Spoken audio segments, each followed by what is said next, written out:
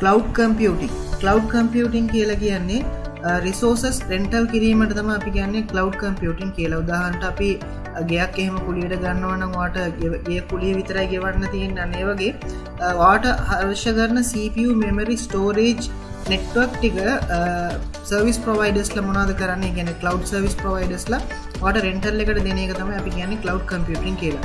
එතකොට cloud providers ලා වර්ග කිහිපයක් තියෙනවා. එකක් Microsoft, ඊට පස්සේ Amazon, ඊට පස්සේ අපි ගත්තොත් Google Cloud එක අපි දන්න ඒ වගේ providers ලා කීප දෙනෙක් ඉන්නවා. හරි.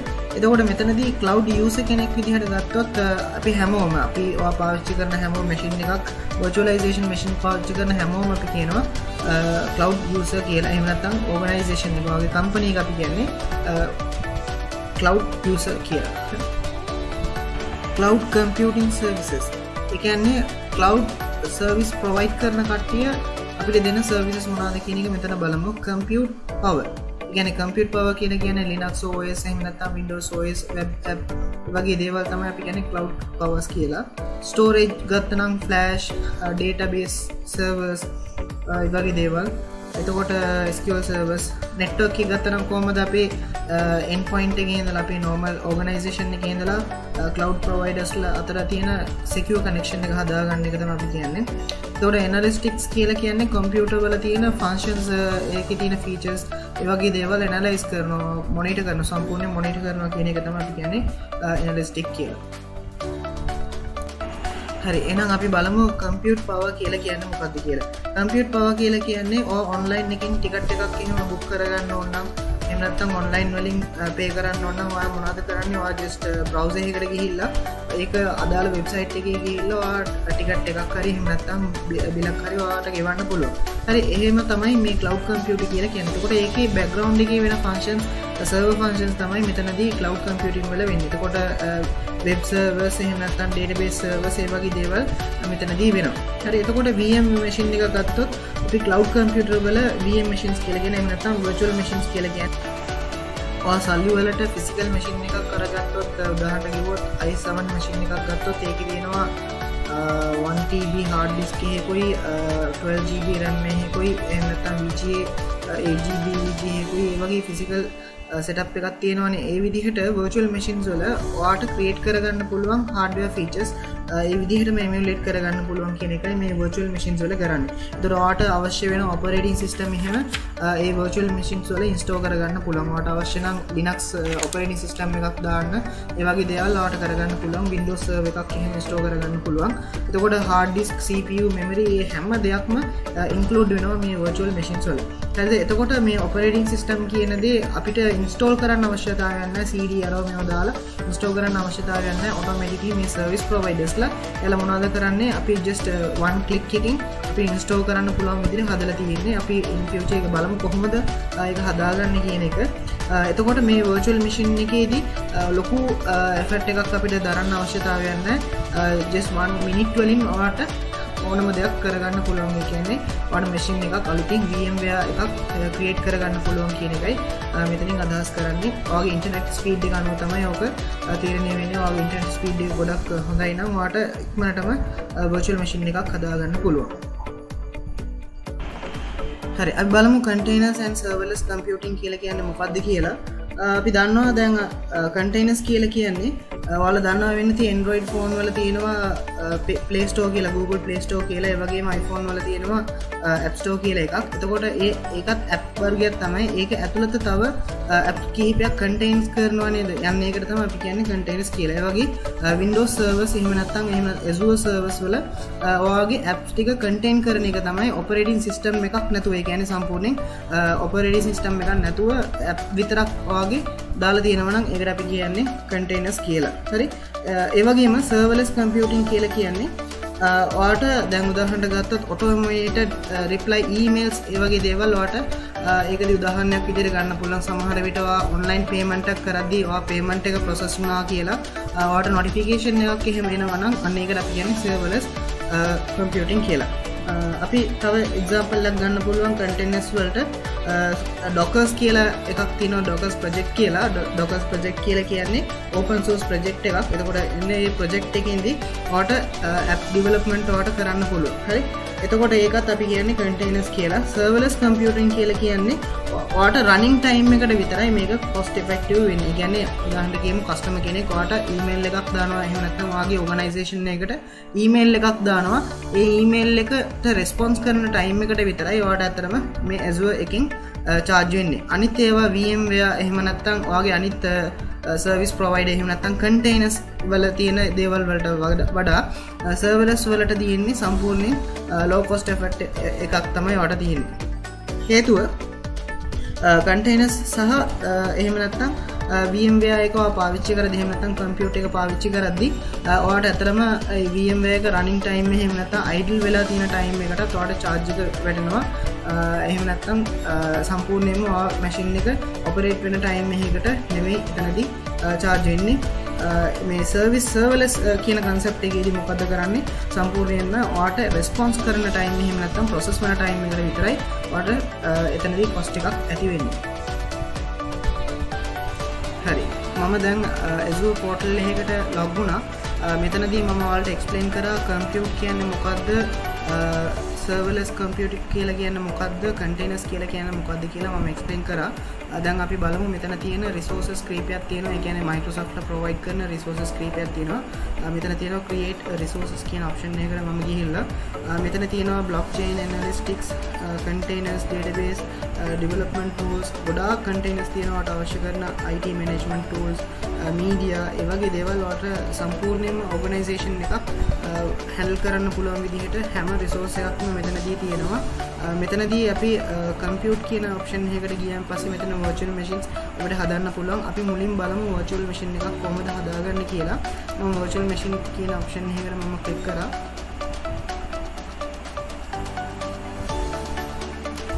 මෙතනදී options කීපයක් තියෙනවා. මේ options වලට ඔයාලට fill කරන්නත් පුළුවන්.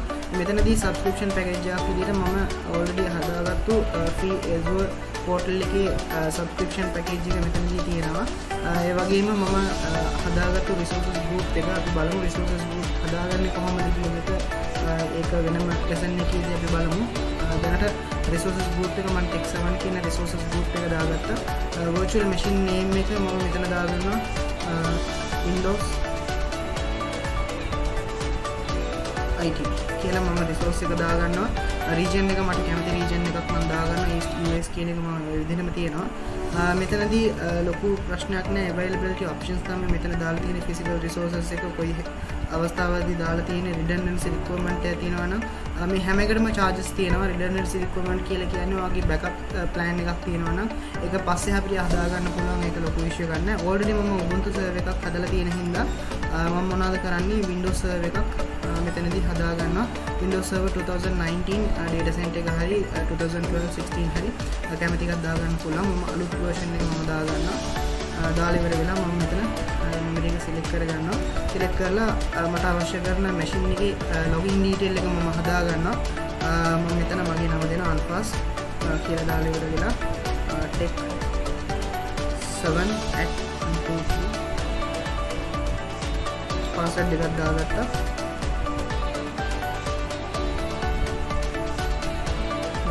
password එක දාලා ඉවර වෙලා මෙතන මතක තියාගන්න allow selected port කියන එක අනිවාර්යෙන් තියෙන්න ඕන. මේක නැත්තම් ඔයාට remotely log වෙන්න බෑ. එහෙම නැත්තම් ඔයා අලුතින්ම ACL rule එකක් හදන්න ඕන, inbound outbound rule එකක් හදන්න ඕන.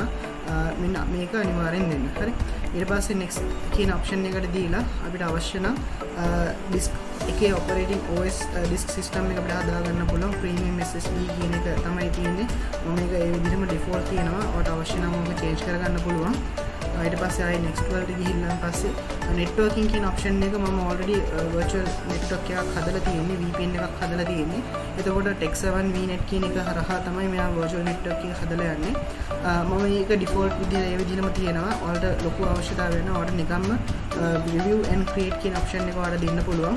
මම ආයි manage කියන මෙතන තියෙන options කීපයක් ඔයාලට පෙන්නන්නයි මම next කියන option එකකට යන්නේ. right. එතකොට අපි බලමු මෙතන backup අවශ්‍ය නම් ඔයාලට මේ devices වල backup enable auto shutdown කීයද ඔයාගේ machine එක auto shutdown වෙන්න ඕනේ, කොයි time එකකට shutdown වෙන්න ඕනේ, site recovery කරන්නේ, identity management ඒ හැම දෙයක්ම ඔයාලට මෙතනදී තියෙනවා. right. එතකොට advantage එකක් විදිහට අපි ගත්තොත් advanced level එකේ මොනවා හරි තියෙනවා නම් ඔයාලට අවශ්‍ය කරන extensions ටිකක් ඔයාලට install කරගන්න පුළුවන්. අපිට ආයේ අලුතින්ම machine එකේ ගිහිල්ලා install කරන්න අවශ්‍යතාවය නැහැ. generation 1ද generation 2ද කියන එක ඔයාලට මෙතනදී select කරගන්න පුළුවන්. අදිසියට වන්නම් කාව හරි tag කරගන්න පුළුවන් මේක IT department ඒ වගේ දෙයක් ඔයාලට මෙතනදී mention කරන්න පුළුවන්.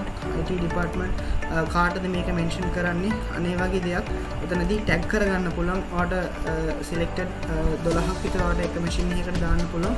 දාලා ඉවර වෙලා එයාලට හදන්න පුළුවන් tag review එකක්. ඒකදී ඔයාලට කරන්නේ tag කරනවා කියලා කියන්නේ machine එක කවුද operate කරන්නේ කියන එක තමයි උතනින් අදහස් කරන්නේ. හරි. එතකොට enable receiving price and legal terms කියලා දාලා මෙතන එනවා you have RD port internet recommend to testing if you have changes the settings for basic tech.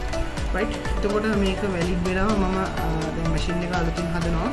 අපි බලමු කොහොමද මේ machine එක හැදලා ඉවරුණාන් පස්සේ කොහොමද මේ machine එකට log වෙන්නේ කියන එක අපි බලමු. right. මෙතනට initializing කියලා notification එකක් එනවා වගේ submitting deployment එකක් තමයි මෙතනදී create වෙන්නේ. දැන් machine එක create වෙන ගමන් තියෙන්නේ අපිට අලුතින්ම OS එකක් install කරන්න අවශ්‍යතාවයක් නැහැ. නම් Windows එහෙම අපි ගහනවා වගේ අපිට ගහන්න අවශ්‍යතාවයක් නැහැ. අපිට operating system එක CD එකක් එහෙම නැත්නම් bootable pen drive එකක් දාලා install කරන්න වෙලාවක් අපිට ගන්න. ඇත්තටම මේක one click process එකක්.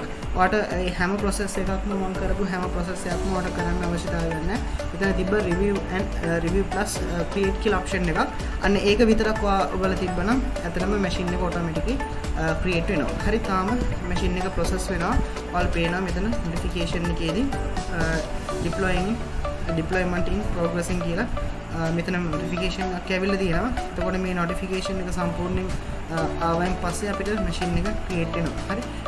එතකන් මම මේ home page එකට ගිහිල්ලා virtual machine කියන එකට යනවා. දැන් deployment එක created කියන notification එක දැන් ආවේ. මම ආයේ page එක refresh කරනවා.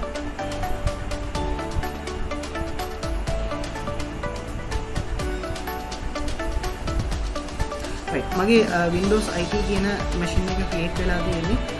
තාම creating කියන option එකේ තමයි තියෙන්නේ. අපි බලමු ඒක running කියලා process එකක් ආවොත් අපිට ඉක්මනටම right ready තමයි. කියන්නේ මෙතනදී කොච්චරක් කැපෙනවද කියන information මෙතනදී අපිට පෙන්නනවා මේකට. හරි. එතකොට අපි in future බලමු කොහොමද එක machine එකක් create කරොත් ඔයාලට කොච්චරක් cost එකක් යනවද කියන එක අපි මෙතනදී අපි බලමු. තාම මගේ තියෙන free version එකක් තමයි. මම තාම upgrade කරලා නැහැ. ඔයාලා මෙතනදී බලා ගන්න පුළුවන් upgrade කියලා option එක මම මෙතන තියෙන හින්දා ඇත්තටම මම මේක upgrade කරලා නැහැ. මම මේක free version එකකින් තමයි පාවිච්චි කරන්නේ. මුලින්ම අපිට දෙනවා $200 free account එකක්. එතකොට මේ free account එකට log වෙන්න අපේ card details එහෙම දීලා තමයි ඔයාලා log වෙන්න තියෙන්නේ. right. අපි ඒක බලමු කොහොමද ඒක හදාගන්නේ කියන එක. right. මේ වීඩියෝ එකේදී මම අතරම කියන්න යන්නේ කොහොමද computer වල virtual machine එකක් හදාගන්නේ කියලා. හරි. මෙතනදී දැන් running කියන option එකක් තියෙනවා. Windows IT කියන option එකකට ගිහිල්ලා මම මොනවද කරන්නේ machine එක දැන් start වෙලා තියෙන්නේ. ඒකට ගිහිල්ලා connect කියලා option එක RDP කියන්නේ remote desktop protocol කියන එක RDP SSH baseline කියන options තුනක් තියෙනවා. ඔයාලට connect වෙන්න මම RDP කියන option එක select කරගන්නවා. select කරගත්තන් පස්සේ මතක තියාගන්න public IP කියන කැටගරි එක තමයි මම මෙතන select කරගන්න ඕනේ. private IP address දාන්න එපා. ඇත්තටම private IP address වලට වැඩ කරන්නේ නැහැ. port number එක 3386 කියන එක තියෙන්න ඕන. ඔයාලට ඇත්තටම මෙන්න මේක download RDP කියලා file එකක් ඔයාලට දෙන්න අවශ්‍යතාවයක් නැහැ. ඔයාලට පුළුවන් ඔයාගේ Windows remote desktop එක අරගෙන ඒ remote desktop එකේදී මේ IP address එකයි port number එකයි දුන්නා නම් ඇත්තටම මේ automatically connect වෙනවා. අපි බලමු කොහොමද දෙන්නේ කියලා. ඔයාලට ඒ ටික කරගන්න අමාරුයි වගේ නම් ඔයාලට ඇත්තටම මෙන්න මේක ඩවුන්ලෝඩ් කරලා ඒක නිකන් එබවම ඔටෝමැටිකලි ලොග් වෙන්න පටන් ගන්නවා. හරි.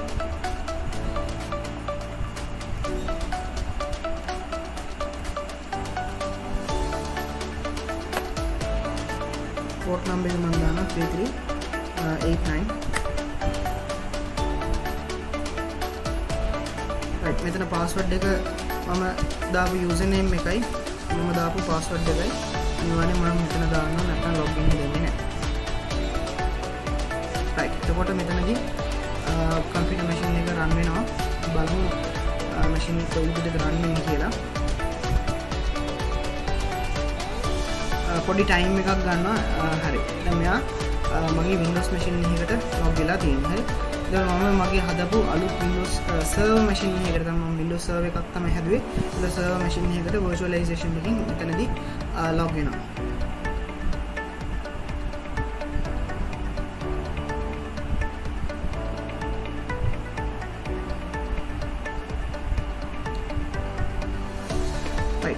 දැන් මෙතනදී මම log වෙලා ඉන්නවා Windows server කියන machine එකකට.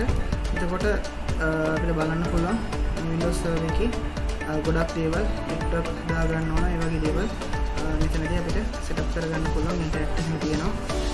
සම්පූර්ණයෙන් මෙයාලගේ internet connection වලට තමයි මෙයා log වෙන්නේ server machine එකේ detail එක තමයි මෙතන තියෙන server management කියන server machine එකේ තමයි මම අලුතින් හදපු machine එකේ portal එක තමයි මෙතනදී ඇවිල්ලා තියෙන්නේ. මේ servers එහෙම operate කරන්න දන්නවා නම් MCC කරලා තියෙනවා නම් ඔයාලට මෙන්න මේ server එක සම්පූර්ණයෙන් manage කරන්න පුළුවන්. හරි. මෙහෙම තමයි අපි Windows server machine එකකට අපි log වෙන්නේ just easy way එකක් තමයි මේකද. ඒ වගේම අපි බලමු Linux machine එකකට කොහොමද log වෙන්නේ කියලා. already Linux machine එකේ මම codings ටිකක් දාලා Linux හදලා තියෙනවා. අද තියාගන්න Windows දැන් ඔයා පාවිච්චි කරන්නේ Windows machine එකක් නම් ඔයාට RDP වැඩ කරන්නේ නැහැ Linux machine එකේ codings ටිකක් ඔයාලා දා ගන්නවා අනිවාර්යයෙන්ම. ඒ coding එක නැත්තම් ඇත්තටම log වෙන්න දෙන්නේ නැහැ. ඔයා අනිවාර්යයෙන්ම code කරගන්න ඕන. coding කීපයක් දෙනවා. අපි බලමු මේ codings ටිකක් මට දෙන්න පුළුවන් නම් මම මෙතනදී දෙන්නම්. එහෙමත් නැත්නම් අපි ඊළඟ වීඩියෝ එකදී මම ඒක explain කරන්නම්. හරි අපි බලමු Linux machine එකේ මට log වෙන්න පුළුවන්ද කියලා RDP වලින්.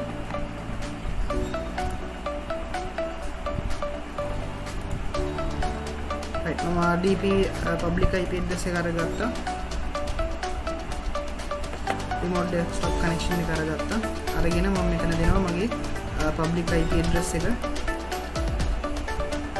ඔයාලට මෙන්න මේ විදිහට IP address එක දාගන්න අවශ්‍යම නැහැ. ඔයාට මේ download RDP file කියන එක ඔයාට download කරලා ඒක නිකන් double click කරාන් පස්සේ automatically ඔයාගේ machine එකට log වෙන්න පටන් ගන්නවා. right මම already codings එක දීලා තියෙන හින්දා මට මේ automatically මේක පෙන්නනවා. මම වෙනත් වීඩියෝ එක මම පෙන්නන්නම් කොහොමද Windows machine එකේ මේ වගේ දෙයක් කරන්න කියලා. එහෙම නැත්නම් sorry Linux machine එකේ ඇත්තටම කොහොමද log වෙන්නේ remote desktop එක හරහා කොහොමද log වෙන්නේ කියන එක මම explain කරන්න. මම හිතන්නේ මගේ password එක වැරදි. ඒ හින්දා තමයි log වෙන්නේ නැත්තේ. මෙන්න මේක Linux machine එකේ එකක්. හරි. ඒතර password එහෙම වට මතක නැත්නම් ඇත්තටම password reset කරන විදිහත් අපි future video එකේදී අපි බලමු. මෙතනදී connection ඒක අවුල් කියලා පෙන්නනවා. ඇත්තටම මගේ password එක වැරදි හින්දා එහෙම message එකක් පෙන්නන්නේ. right මට මතක නැහැ ඇත්තටම මම මේ ඒක හදලා දැන් දවස් කීපයක් විතර වෙනවා. අපි බලමු ඊළඟ වීඩියෝ එකේදී මම කොහොමද log වෙන්නේ කියලා ඔයාලට මෙතන පෙන්නන්න බලා ගන්න පුළුවන්. login to Linux කියලා option එකක් තියෙන්නේ. මෙන්න මේක එන්නේ නැහැ ඔයාගේ RDP support කරේ නැත්නම්. right ඒතකොට RDP වල ඔයාලා වැඩ කරේ නැත්නම් ඕක එන්නේ නැහැ. මම මෙතනදී දැන් log වෙලා ඔයාලට පෙන්නුවා. එතකොට Linux platform එක වැඩ කරේ නැත්නම් codings කීපයක් තියෙනවා. අපි ඊළඟ වීඩියෝස් වල කොහොමද අපි Linux එකේ කොහොමද log වෙන්නේ කියන එක අපි බලමු. right එහෙනම් අපි බලමු මේ කොහොමද container කියන option එක කොහොමද වැඩ කරන්නේ කියලා. මෙතන බලන්න containers කියලා option එකක් තියෙනවා. right containers කියන එක අපි ගත්තොත් containers වල options කීපයක් තියෙනවා. Kubernetes services කියලා කියන මේ web app containers මම ඔයාලා කලින් කිව්වා වගේ WordPress containers images ඒ වගේ දේවල් හැම එකක්ම containers කියලා කියන්නේ මොකද්ද? ඔයාගේ app එකක් ඇතුළත තව multiple app store කරගන්න එක තමයි අපි කියන්නේ containers කියලා. එහෙම නැත්නම් contain කරගන්නවා කියන එක තමයි මෙතනදී තියෙන්නේ. එතකොට ඔයාගේ app එක විතරයි අත්‍තරම අවශ්‍ය වෙන්නේ. ඔයාට කිසිම operating system එකක් අවශ්‍ය නැහැ මේ containers කියන එක පාවිච්චි කරන්න. right the serverless compute කියලා system එක ආට මෙතනදී option එකක් විදිහට දීලා නැහැ. ඔයාගේ app එකෙන්ම තමයි ඔක හදාගන්න තියෙන්නේ. right එහෙනම් අපි ඊළඟ වීඩියෝ එකට යමු. මම හිතනවා ඔයාලට මෙන්න මේ වීඩියෝ එකකින් පැහැදිලි වෙන්නේ නැති කොහොමද compute කියන option එක compute කියන category එක යටතේ virtual machines හදාගන්නේ කොහොමද? ඒ වගේම containers වල කොහොමද containers හදාගන්නේ? එහෙම නැත්නම් app tutorial හදාගන්නේ කොහොමද කියන එක අපි මෙතනදී බලුවා. අපි ඊළඟ වීඩියෝ එකේ